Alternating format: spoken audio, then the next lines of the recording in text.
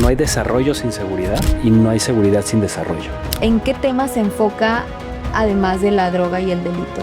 Independientemente si está aquí o a 10,000 kilómetros, son indicadores de qué está pasando con nuestras sociedades. Si alguien quisiera participar o apoyar en estas causas, ¿hay alguna manera de involucrarse con el organismo o con algún departamento en específico?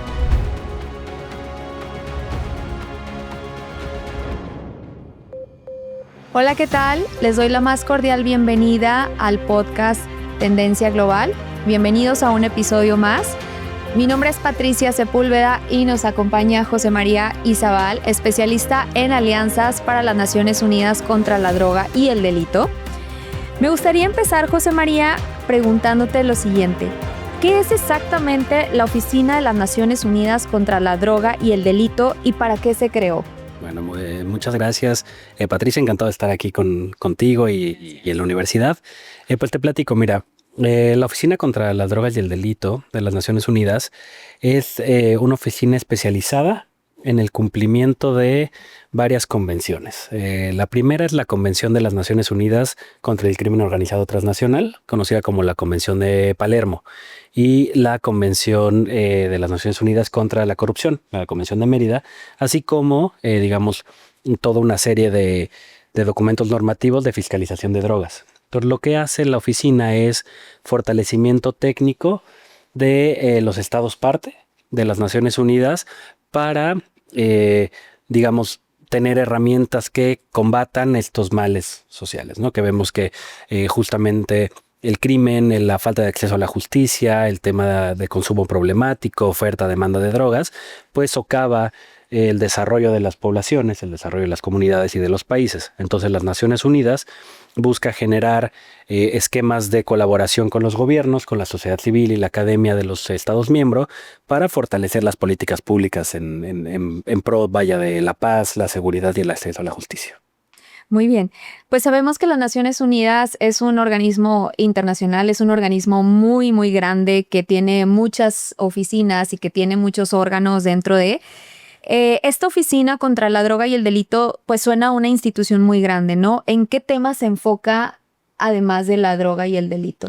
Pues mira, específicamente la oficina está, alineada a la oficina del secretario general. No es un fondo o un programa como puede ser la ACNUR o No Mujeres, que tiene, como un universo dentro de sí mismo. Nosotros estamos alineados a esquemas mucho más técnicos, institucionales, por así decirlo. Y lo que vemos en ámbitos ya temáticos es, justo estas convenciones te dan como temas, ¿no? La Convención de Palermo te da acciones de prevención, de combate y de acceso a la justicia en materia de trata de personas, por ejemplo, ¿no? Tráfico de armas, tráfico de migrantes. Todos estos, esquemas de crimen organizado transnacional, que son, ya sabes, de un grupo de personas cometiendo delitos, ¿no? Ya sea para tráfico de drogas o ya sea para trata de personas. Entonces, estos temas. Vemos también temas de prevención social de las violencias y la delincuencia, en el sentido de acceso a herramientas de vida para jóvenes, por ejemplo, ¿no? Vía el deporte. Tenemos un proyecto que se llama SCORE, que se me ocurre ahorita, que es con el Comité Olímpico Internacional, que es utilizando los valores olímpicos del deporte, compañerismo, trabajo en equipo para contrarrestar, todo el esquema de vulnerabilidades que llegan a que los jóvenes entren a pandillas o en conflicto con la ley. Entonces, a mí me gusta, decirlo, no, esto no es oficial, por así decirlo, pero que vivimos en el esquema de la ley y el orden, ¿no? Entonces vemos desde acceso a la justicia para comunidades vulnerables, ¿no? Había un proyecto que se llamaba Nada que Curar, ¿no? Que es como buscamos contrarrestar legislativamente las terapias de conversión a la comunidad LGBTIQ+, ¿no? ¿Por qué? Porque violan derechos humanos, porque es hasta cierto tipo un tema de tortura, etcétera, etcétera, ¿no? Entonces, para ser, conciso, es seguridad, ¿no? Prevención del delito, prevención de conductas antisociales, acceso a la justicia, ¿no? Fortalecimiento judicial, fortalecimiento de los ministerios públicos, las fiscalías, fortalecimiento de las policías para mejorar sus esquemas de investigación, de atención a la comunidad, temas de violencia contra la mujer o violencia basada en el género, etcétera, ¿no? Todo este mundo de crimen y justicia. Claro, creo que es muy importante algo que ahorita mencionaste. Bueno, hablabas de la trata de personas, del crimen organizado, incluso que esta oficina se encarga del tema de pues es anticorrupción. Y algo que me parece muy interesante es cómo se vincula con el tema de derechos humanos, ¿no? Que muchas veces vemos que hay otros órganos u otros organismos, por así decirlo, que se enfocan más en el tema de derechos humanos, pero creo que también hay que hacer mucho hincapié en la parte de cómo todas estas temáticas o estas problemáticas sociales también las vinculamos a los derechos humanos. Y hacia eso va mi siguiente pregunta. En lo cotidiano, ¿cómo se refleja el trabajo de esta oficina de la droga y el delito en la vida de las personas? Claro, tiene justo mucho sentido, ¿no? Y empiezo por la primera parte de la intervención. La corrupción, justamente como disasociación, ¿no? Si me permites la palabra, de el trabajo público, ¿no? Cómo se vicia y deja entrar o deja un campo fértil para todas las violaciones a los derechos humanos, desde el crimen organizado, desde el abuso de poder, etcétera, etcétera, ¿no? Entonces, visto desde la corrupción como un problema transversal a otros efectos nocivos para la sociedad, un ejemplo que traigo a la mesa y que justamente es algo que hemos estado trabajando en conjunto es la educación en integridad, ¿no? La educación en integridad, hubo un proyecto global en educación en integridad y en educación integridad empresarial, es cómo fortalecemos el conocimiento de combate a la corrupción en las universidades en México. Y este proyecto está en Pakistán, está en Kenia, está en Brasil, próximamente en algunos otros países de Asia. ¿Cómo entendemos y cómo impactamos al pensamiento crítico de los jóvenes y de las jóvenes en México para pensar de manera íntegra, ética y con una perspectiva de combate a la corrupción? ¿Cómo lo vemos en el día a día? Bueno, hemos hecho justo capacitaciones a personal docente inclusive de la Universidad Autónoma de Nuevo León, con bastante afluencia y bastante empuje. La verdad es que han sido de las universidades más activas en este tema, dotando de herramientas para poder incentivar el debate al respecto, ¿no? Porque lo platicábamos en su momento. Muchas veces hablar de este tema abre como a debates que no llegan a ningún lado, ¿no? O abre a debates que pueden ser demasiado duros o pesados. Entonces nosotros justo queremos apoyar a que se haga el debate. No es enseñarle a nadie cómo debatir, ni enseñarle a nadie de qué se tratan los temas, sino dar como algunas pautas y algunas guías de cómo poder llevar esto a un ámbito propositivo. Digamos que se ha impactado en el tema. Hemos dotado, digamos, a más de 15,000 estudiantes de estos temas. Es decir, no hacemos expertos en anticorrupción, pero sí estamos impulsando que la agenda para que los jóvenes tomen esta perspectiva y la evolucionen dentro de su propio pensamiento universitario, por así decirlo. Entonces, por ahí podría ser. Súper.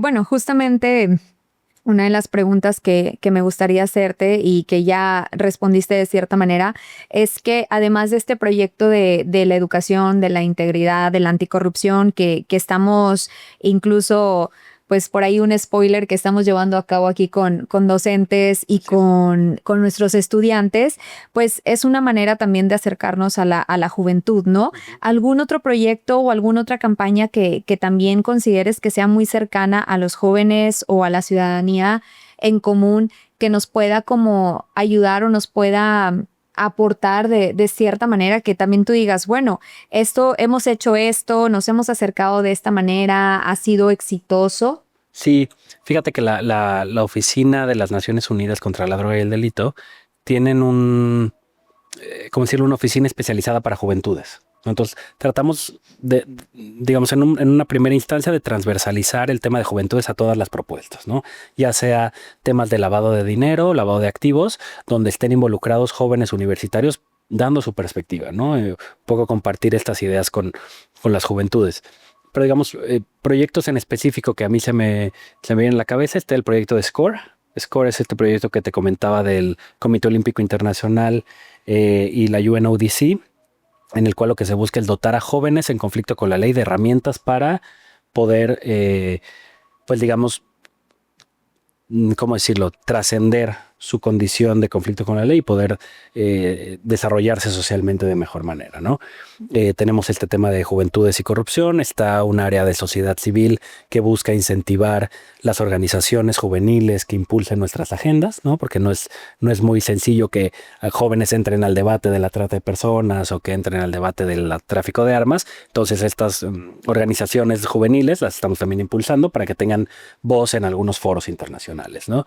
En fin, varias de este tipo de elementos. También se me ocurre, por ejemplo, el tema de agentes de cambio, que es un proyecto que se tiene en materia de prevención de la trata de personas en comunidades indígenas y afrodescendientes en México, donde claro que las juventudes pues son agentes de cambio dentro de los agentes de cambio, ¿no? Entonces se busca fortalecer las voces culturalmente adaptados, ¿no? Las iniciativas para que puedan ser más implementadas de manera local, por así decirlo. Entonces, cosas por el estilo. Cosas así. Sí. Muy bien, muchas gracias. Pues bueno, también es importante mencionar que en un país como en el nuestro, pues casi siempre hablamos de problemas, ¿no?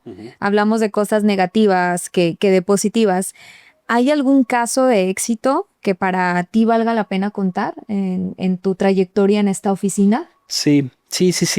Fíjate que se me viene a la cabeza uno que a mí me gusta mucho exponer. El equipo de trata contra la trata de personas, en colaboración con el Comité Intersecretarial de la Secretaría de Gobernación, generaron un manual de atención en refugios y casas de medio camino, ¿no? Para tener como una atención sensibilizada, consciente de que las sobrevivientes de este delito pues tienen un esquema, digamos, de ¿cómo decirlo?, de victimización muy específico, temas de género, de derechos humanos.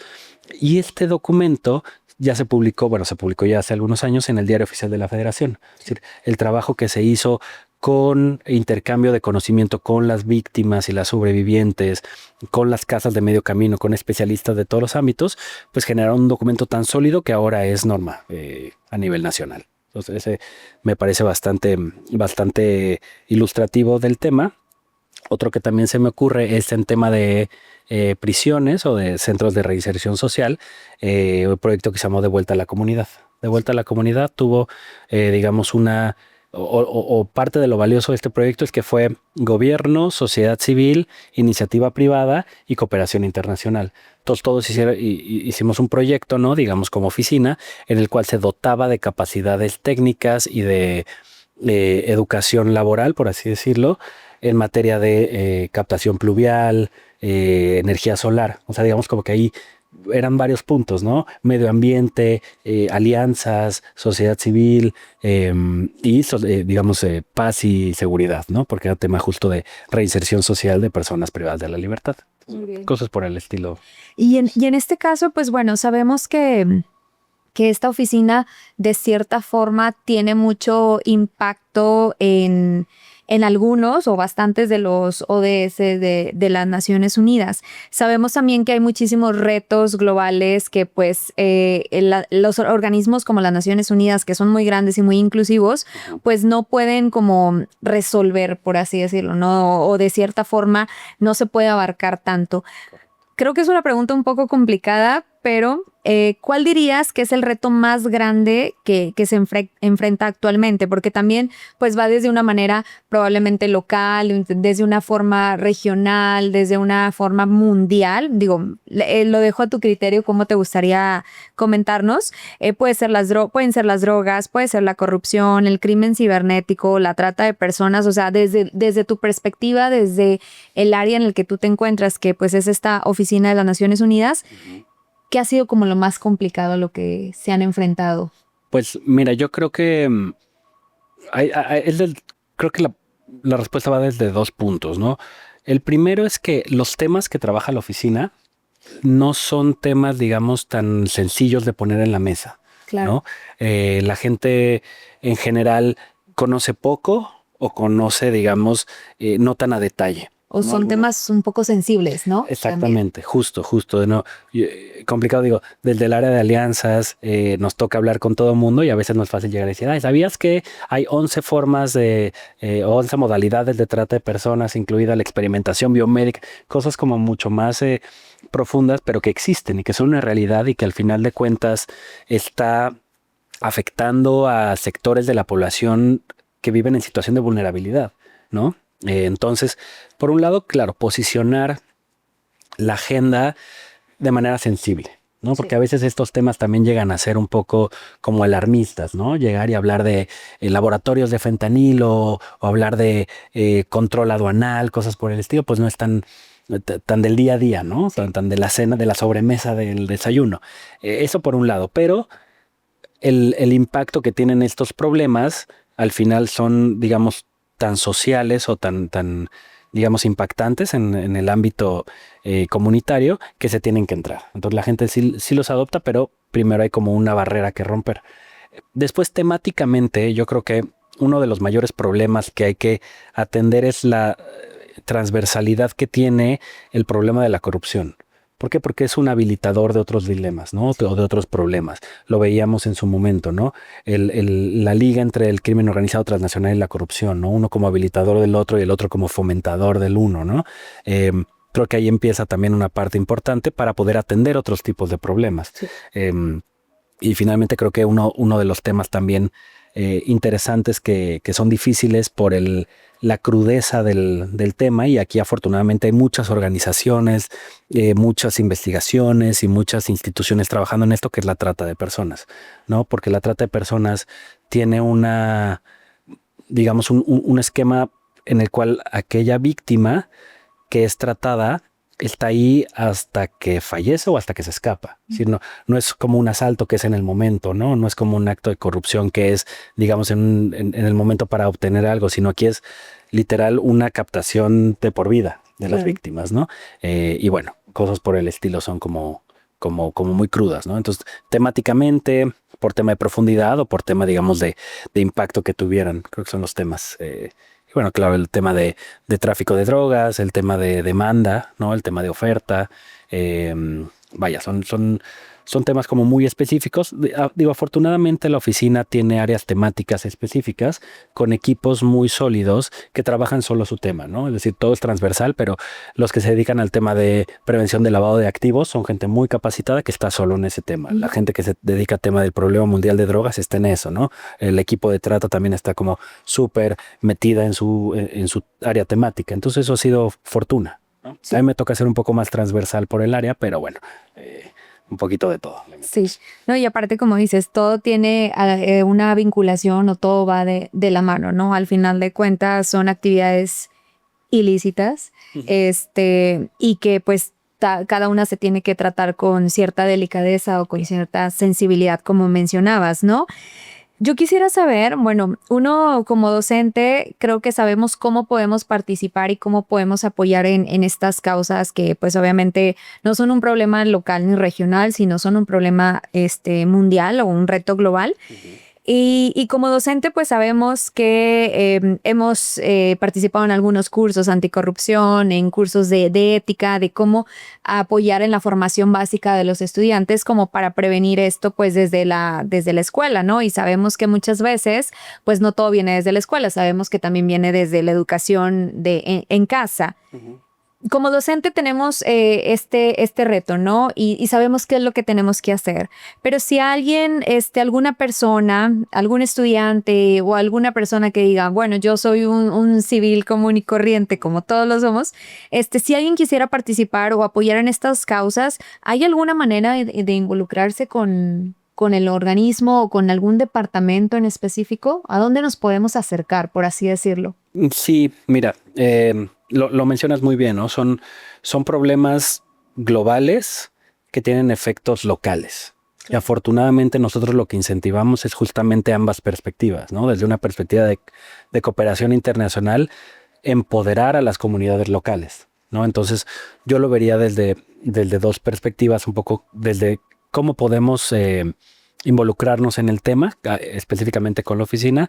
Uno es justamente acercarse a nuestras redes, a nuestras páginas, tal, para ver las convocatorias de participación comunitaria que lanzamos, ¿no? Es decir, por ejemplo, el tema de lavado de activos, hay acercamiento con comunidades, hay acercamiento con universidades, con instituciones, para escuchar también cuál es la perspectiva justamente la población, ¿no? El tema de trata de personas también tiene estos esquemas y la oficina tiene un área de sociedad civil, que es justamente la que incentiva que organismos no gubernamentales tengan un espacio en los foros internacionales, ¿no? Específicamente justo de las convenciones de las que te platiqué, etcétera, pero lo que nosotros buscamos es fortalecer que estas voces locales que trabajan en sus comunidades tengan eco en los foros internacionales para que no solamente tomadores de decisiones los escuchen y sepan qué está pasando y sepan los diagnósticos que están haciendo, sino para que también sus contrapartes a nivel global.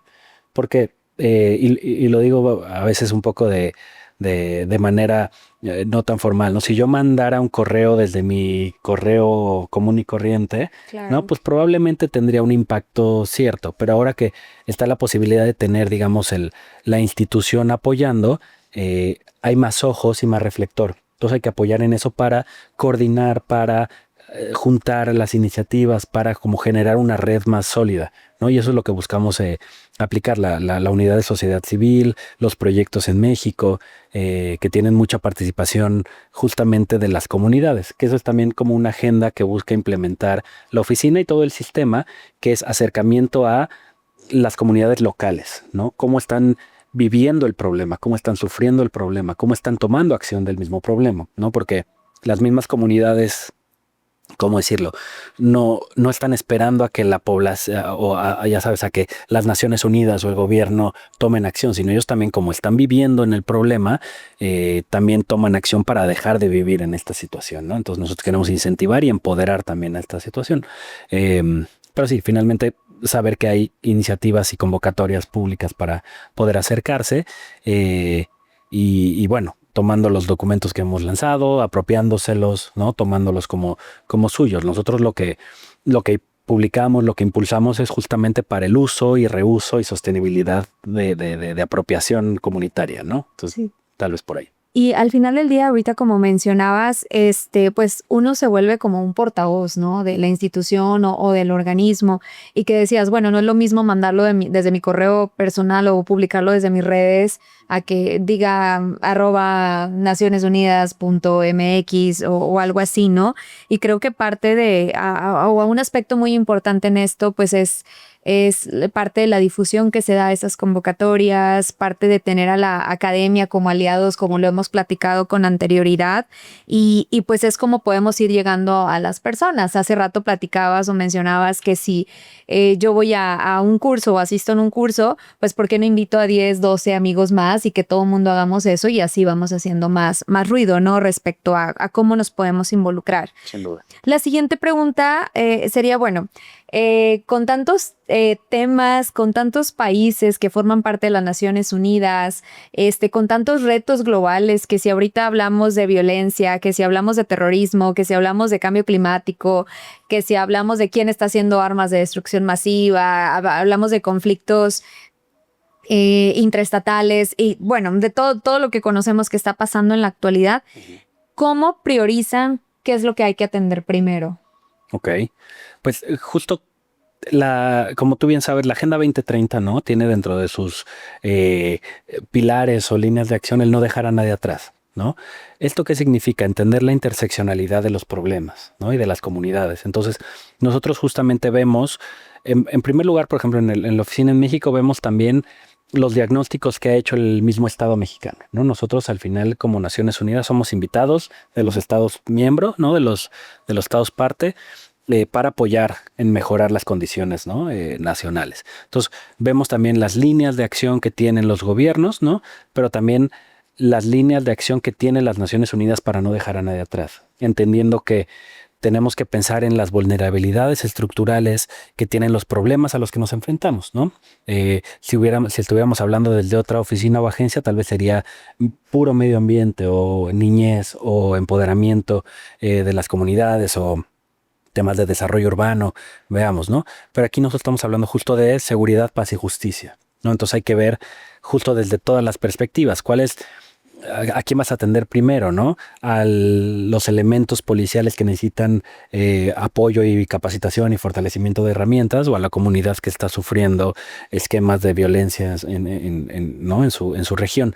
Creo que la respuesta es que a ambos, ¿no? Al final del día, afortunadamente las Naciones Unidas tiene aliados de gobiernos, el gobierno mexicano, instituciones locales, gobiernos municipales, estatales, el federal, legislativo, judicial, todo el mundo, digamos, al ser este piso parejo, por así decirlo, ¿no? Esta objetividad, más bien esta objetividad que tiene, no, subjetividad que tiene las Naciones Unidas, somos este espacio de confluencia, ¿no? Sí. Entonces habría que ver justo quiénes son los que están, en situaciones de mayor victimización, pero no solo eso, sino cuáles son las respuestas institucionales, estructurales que pueden apoyar a esto, ¿no? Y no solo enfocarnos una cosa, sino como esta visión más 360.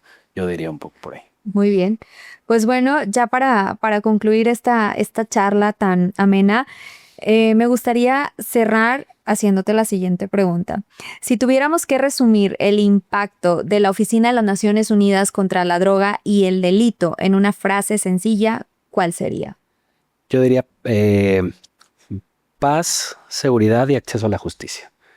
Lo que queremos justo es, el impacto es comunidades en paz, fortalecimiento a la seguridad y posibilidades de acceso a la justicia, ¿no? Porque tener certeza jurídica, tener certeza de paz es lo que también, digamos, es un driver, ¿no? Para el desarrollo de las comunidades. Entonces, digamos, ahora sí, cerrando, ¿no?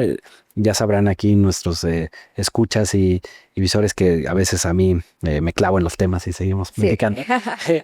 Pero yo diría que no hay paz sin seguridad, o no hay desarrollo sin seguridad, y no hay seguridad sin desarrollo. Es dual. No podemos solo atender el problema de la seguridad y de la paz y del acceso a la justicia si no entendemos que el desarrollo también abona y que a su vez abona el desarrollo, ¿no? Entonces es justamente como esta dualidad desarrollo-seguridad. Entonces sí, para resumir, no hay desarrollo sin seguridad ni seguridad sin desarrollo. Súper bien, muchas gracias.